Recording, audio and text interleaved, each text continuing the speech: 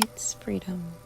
The chance to be here free, unhinged. Most people live a whole lifetime chasing this freedom. Sometimes you just got to make a decision that makes absolutely no sense. My grandma told me that she used to road trip with her 4 kids back in the 80s and 90s.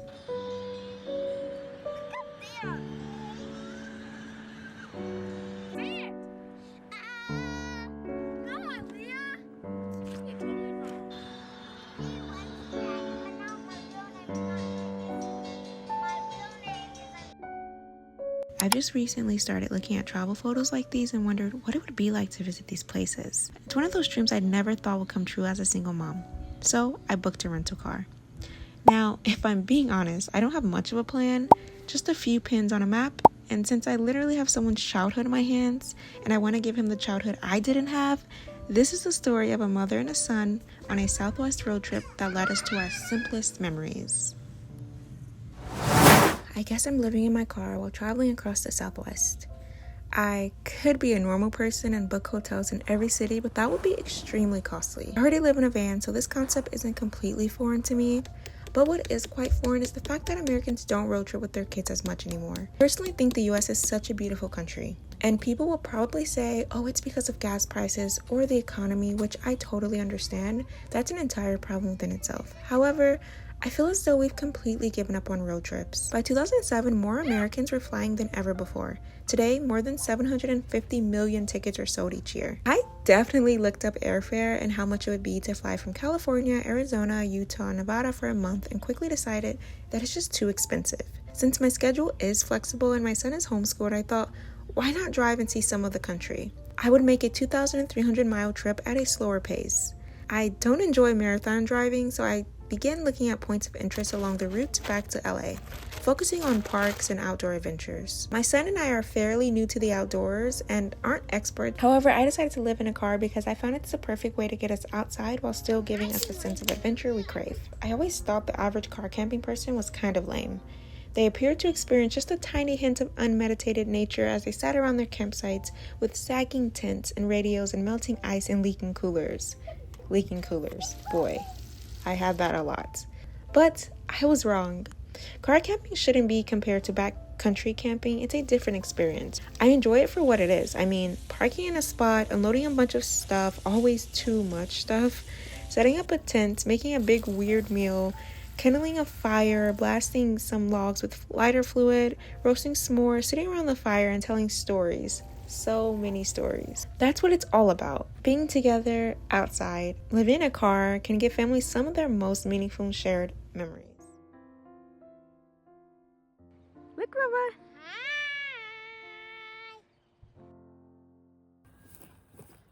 The thing I really enjoy is there are always little jobs to do when living in a car, like fetching water, chopping food, taking things out, putting them away. These are all great things for kids. I mean, many will love the opportunity to contribute around the campsite. I am going to go to bed, put on our clothes, and call it a night. We'll see you in the morning.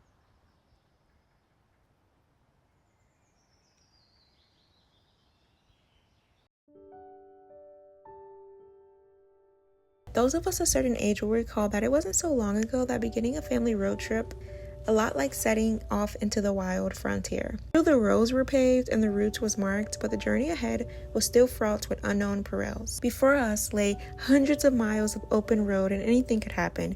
We might run out of gas along a lonely stretch of interstate on a rainy night in Missouri. We might take a shortcut only to find ourselves being chased by a pack of wild dogs on a back road in Arkansas. And when things did go wrong, we'd be on our own but together, as a family.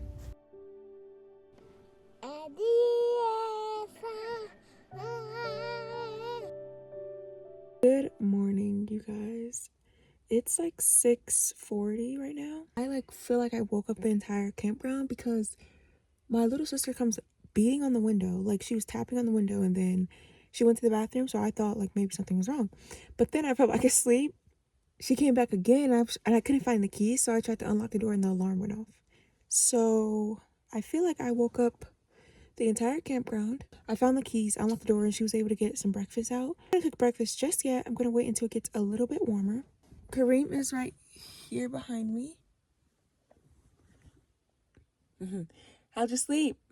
Good. Was it comfortable? Yeah. Awesome. Feeling of being bound together in a great adventure. An adventure based less on where we were headed and more on the moments we shared along the way.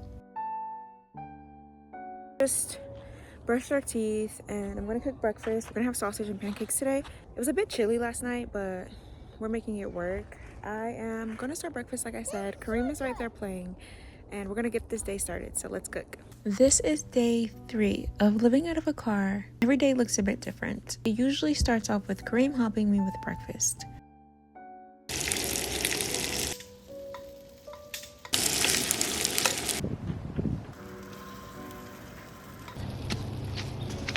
This is the map, guys.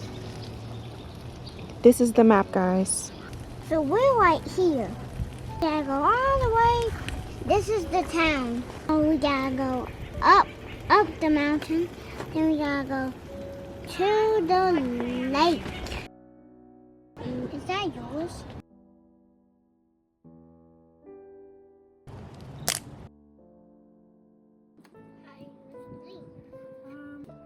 My little sister came along for the ride, but she'll be leaving tomorrow.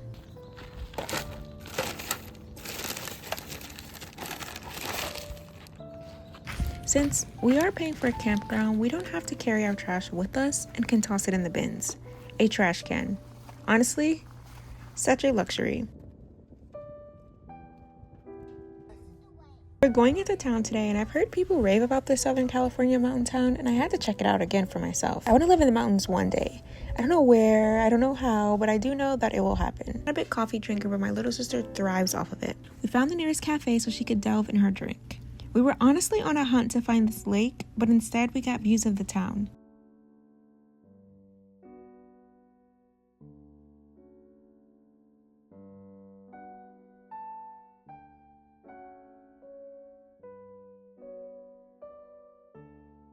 And also epic views of cars. A GTR, I'm about to cry. A Ferrari, a GTR, a Porsche.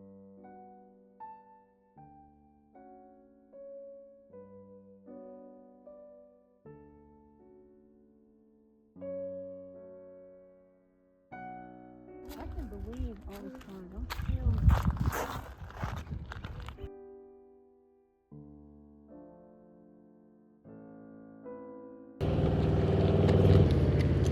Hello guys, we are currently just driving up the mountain. We were looking for a lake, but we didn't get our pass, so now we are just currently on the side of the road at this vista point and it is so gorgeous.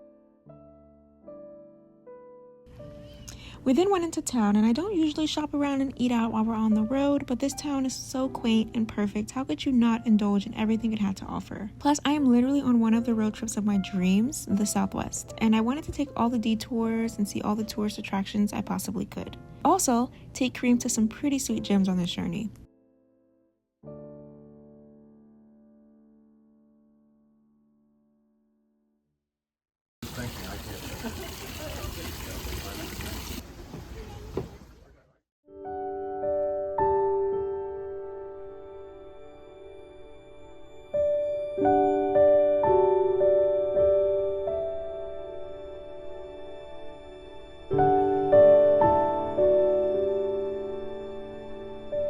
When we arrived back at the campground, I took this opportunity to play around with Kareem. We played horses, tag, we raced, we laughed, we had a water fight, we found acorns, and even played a few rounds of hide and seek.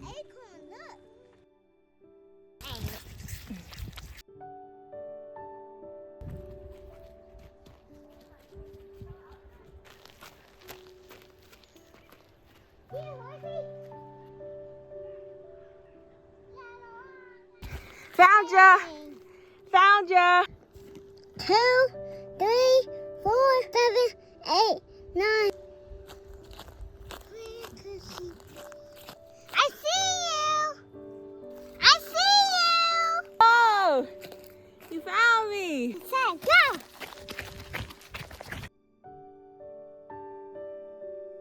Beat me! For your prize. Nice.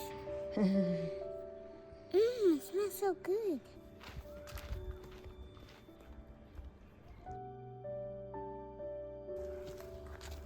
We went on a short hike around the campground and went back to the car to clean it out.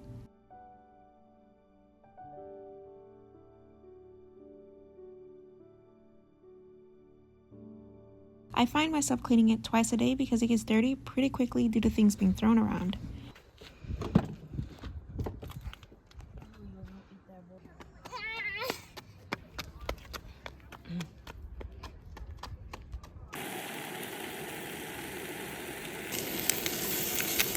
When dinner rolled around, we ate sandwiches and went into sleep.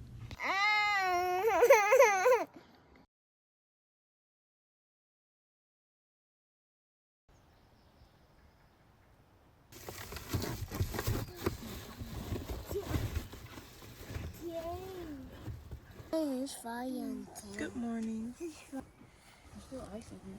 What?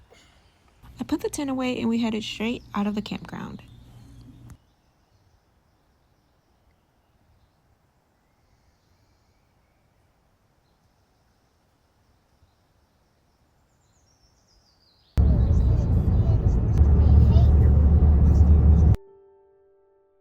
I'm always inclined to follow the sign that points to waterfalls or scenic byways, even if it's in a different direction than I'm heading. I may have a general plan for the day or the week that includes multiple stops and hikes, but I'm more than happy to add one on or adapt my agenda. So many times when I look back, it seems that it's exactly those impromptu adventures and discoveries that I treasure most. This sounds corny, but the best part of road trips is always the conversations that you have in the car, the stupid games you play to pass time, and everything that you learn from each other. The destination always matters less. In the end, it doesn't really matter where my son and I travel in this car, and simply making the drive together, we were already in the best place of all.